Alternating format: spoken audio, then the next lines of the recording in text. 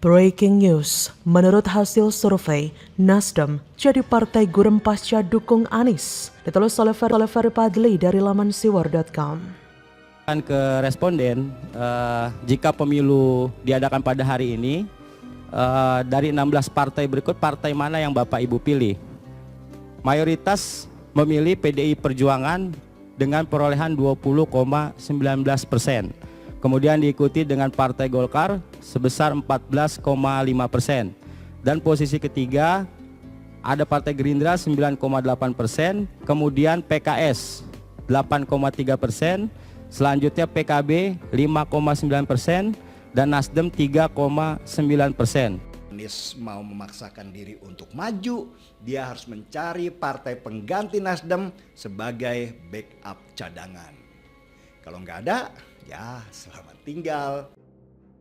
Baru-baru ini lembaga survei LSI Denny JA merilis hasil surveinya dan hasilnya cukup mencengangkan, yaitu Nasdem tidak masuk DPR di pemilu 2024.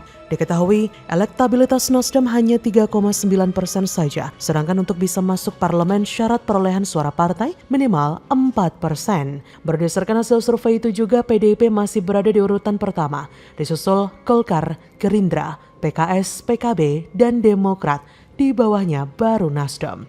Begitupun dengan hasil survei lembaga lain yaitu Litbang Kompas, elektabilitas Nasdem juga rendah, yaitu hanya 4,3% saja, di bawah Perindo.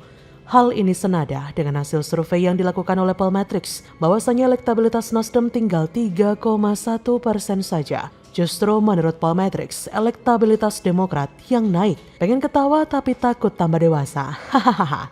Sampai-sampai buzzer partai itu marah-marah di Twitter karena tidak bisa menerima kenyataan bahwa Nasdem bakal terdepak dari DPR.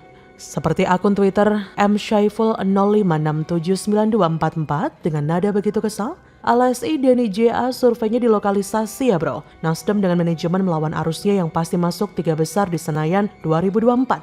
Karena rakyat sudah jenuh dan apatis dengan partai-partai yang selalu sendiko dawuh menurut dengan rezim saat ini bro. Kemudian dari akun Twitter Aksan20, bullshit. Ini yang saya sebutkan survei pembodohan publik dan destruktif framing. Tidak mengedukasi. Yuk lupa ya, partai mana kontributor petaka ekonomi karena inflasi hingga ketimpangan dan kemiskinan tinggi. Lah kok malah Nasdem yang dibully. Kemudian dari Almarich, Prat, justru sekarang banyak yang mau gabung Nasdem. Lembaga survei cuma bancakan untuk war. Wadah buat yang ngebetnya pres tapi minim prestasi. Gak nyangka ternyata pendukung Nasdem galak juga di medsos. Gak kalah sih sama buzzer si pirang Bahar Smith. Hanya saja kalau diperhatikan lebih jauh ada benarnya juga sih Nasdem terancam gagal lolos ke Senayan. Karena partai ini sekarang kan statusnya gak jelas alias abu-abu. Mau disebut pendukung Anies, 3 kadernya masih jadi Menteri Jokowi.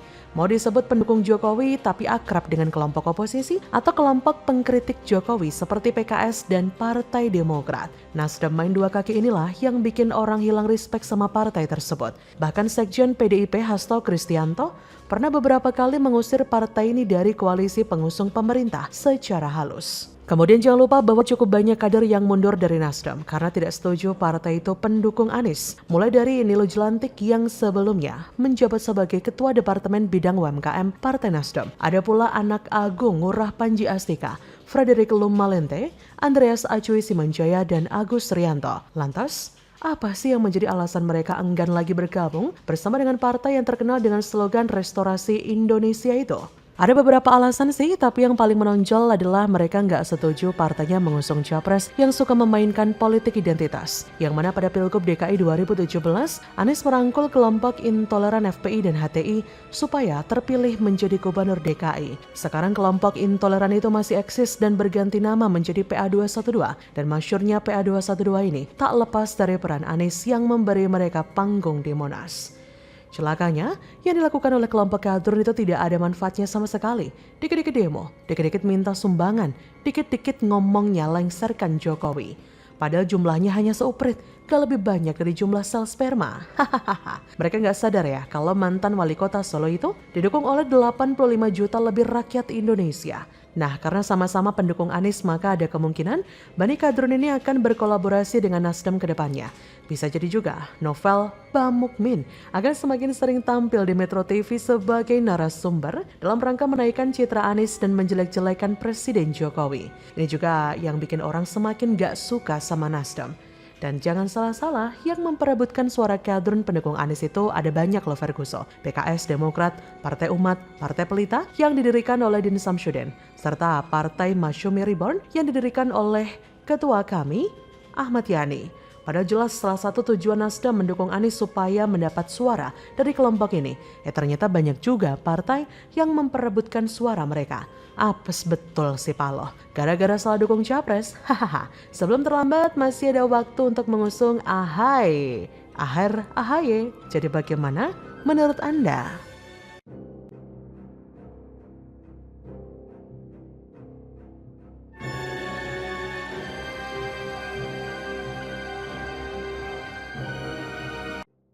Pensiun jadi gubernur, Mas mantan malah kena sindir gegara jalanan rusak. Yusuf, itu warisan tukang ngibul gak bisa kerja. Nggak nyaman. Kenapa tuh, Pak? Ya satu ada lubang-lubang dan ada kendaraan takut juga. Banyak nih. Jadi nggak nyaman. Itu udah hati-hati sekali. Bahaya sih, kan lubangnya terlalu banyak, habis gimana? Karena kan itu kan udah terjadi sering laka juga, jadi kalau kita harusnya kan tinggal lurus doang kan enak tuh buat ngebutnya. Kayak kalau emang nggak tahu salah buat lubangnya pasti akan kena kayak tadi kejadiannya. Inilah Anies Baswedan, tidak mempunyai perencanaan yang sangat matang untuk menata kota. Dia mungkin mempunyai perencanaan yang matang bagaimana menata kata, ngeles sana, ngeles sini, cuci tangan, kemudian bungkam. Tapi dia tidak punya kemampuan untuk menata kota yang sebenarnya. Melihat kejadian yang seperti ini, setidaknya kita ini semakin paham bahwa memang Anies Baswedan ini tidak bisa bekerja. Masih banyak permasalahan-permasalahan yang dialami oleh warga DKI Jakarta, tapi sayangnya selama ini dia hanya menutup mata. Itulah mengapa saya ibaratkan mirip seperti era jahiliyah. Pegiat media sosial Yusuf Dumdum ikut merespon kerusakan jalan yang terjadi di Jalan HR Rasuna Said di Setiabudi, Jakarta Selatan belum lama ini. Terkait hal itu, dirinya pun menyindir jika jalan rusak tersebut merupakan warisan dari mantan Gubernur DKI Jakarta, Anies Baswedan, yang resmi digantikan PJ Heru Budi Hartono. Tweet dari Yusuf Dumdum pada Selasa 18 Oktober, warisan tukang ngibul nggak bisa kerja. Sontak, cuitan tersebut mengundang berbagai komentar dari publik. Salah satunya akun @chris_zagoto menyebutkan Anies hanya prioritas pidato yang mendunia, tapi jorok kotanya.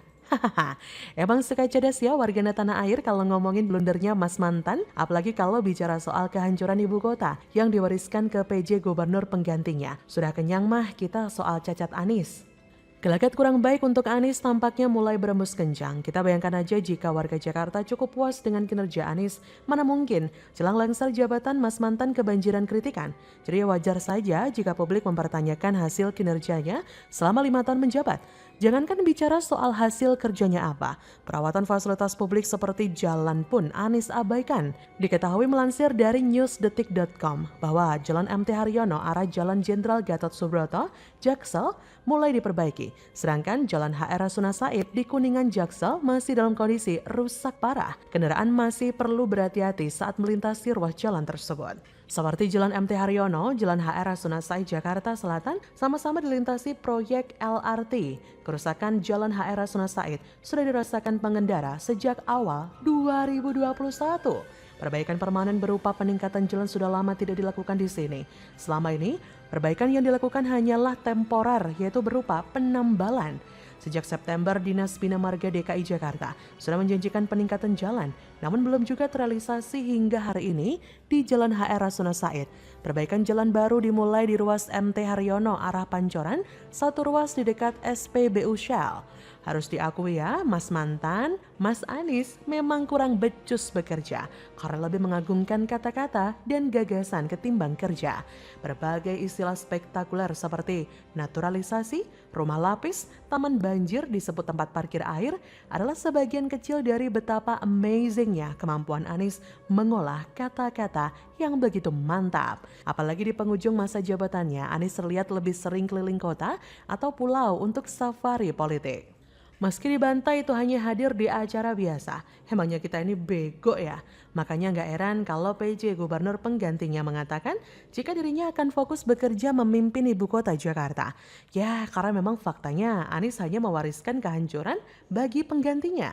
Saya kira saat ini mungkin Anies cuma bisa menonton ketika Heru Budi menguliti satu persatu boroknya di balai kota. Baru beberapa hari dilantiknya Heru, ia sudah meremas-remas wajah sang mantan lewat gebrakan-gebrakan spektakulernya. Ya cukup logis jika Heru benar-benar ingin melanjutkan warisan Jokowi dan Ahok dulu. Kita duga Heru sudah cukup yakin dengan pencapaian Pemprov semasa dicoba di era Jokowi dan dilanjutkan Ahok. Di sisi lain, pencapaian Anies selama ini memang gak sebanding dengan pendahulunya itu, khususnya dalam menata kota. Jelas ini tidak semudah membalikan telapak tangan. Heru menyelamatkan Jakarta dari keterpurukan. Membandingkan 5 tahun kehancuran Anies dengan 2 tahun tersisa di era Heru tentunya sangatlah berat. Kerusakan bukan cuma di kotanya tapi juga kondisi warganya. Tapi karena teguhnya keyakinan Heru dan gebrakan-gebrakan yang sudah Heru lakukan, setelah dilantik, setidaknya akan membuktikan sejauh mana sesumbar Anies bisa dipercaya. Apakah benar semua aman-aman saja? Kita sih sudah kenyang ya selama ini mendengar ocehan dari Anies. Giliran fakta berbicara, seperti kata Anies sendiri. Terima kasih Pak Jokowi yang telah mengembalikan mimpi Ahok kepada warga Jakarta. Nanti Pak Heru dan kerja nyatanya. Gak perlu banyak kata, karena biarlah itu jadi cacat Anies saja. Begitulah kura-kura. Bagaimana menurut Anda?